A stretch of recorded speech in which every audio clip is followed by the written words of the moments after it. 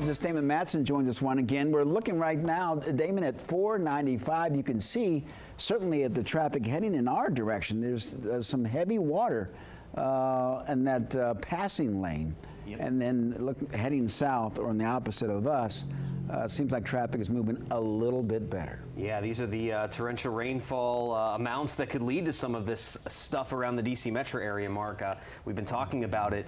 You know the trouble spots in the DMV, and with rainfall rates as high as they are, that's something that we may run into, and I hope that they can find an alternate route around that here soon enough. And often when we see these problems, is it the amount of rain coming down in a short period of time? Mm-hmm. Yeah, that's exactly it, because where else is the water going to go? And it tends to just pool up like that. Yeah. So unfortunately, that is what we're going to have to continue to watch out for as the evening progresses. More heavy rain, more storms are in the forecast. And here is a look out from our rooftop camera back towards Silver Spring. This is the storm that has been producing that heavy rainfall and those trouble spots along the Beltway. I know it doesn't look all that impressive, but basically this gray fuzzy look off on the horizon here, that is the heavy downpour that's been producing some of those flooding issues back up towards Silver Spring into parts of Montgomery and Prince George's counties. And look at our radar loop. I mean, it doesn't get much more active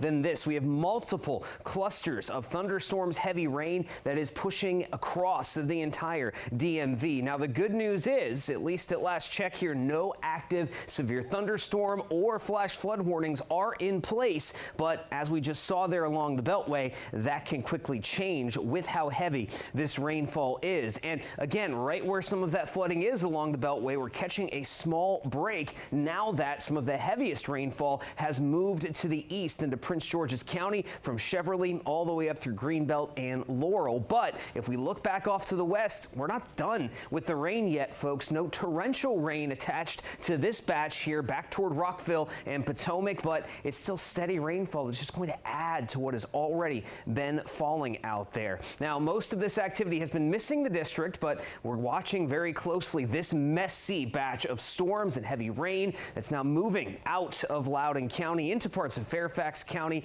just outside of Vienna, Fairfax as well, moving up toward Tyson's Corner. And then as we look even a bit farther south, we got some really heavy rainfall that stretches across Virginia here through Prince William County, down into parts of Fauquier County, near Remington, and all of this dark shade of red here. That's that blinding rainfall that as it moves east and runs into the heart of the I-95 corridor, that is where we could see additional issues, especially for those commuting home tonight on I-95 to the south. Now, the only one active warning that remains in place, it's not because we have any active rainfall, but because of what happened earlier. There's still a flood warning until 5 p.m. for Frederick County, where, look at this, folks, estimated amounts 2.5 to 3.5 inches of rain just south of Frederick, and we did get a report of some major flooding near the Ballinger Creek area. One car stuck in 3 feet of water. So again, just looking at a mess out there. And unfortunately, even though it's not raining in Frederick right now, we have to keep an eye out on this heavy line of storms that just crossed I-81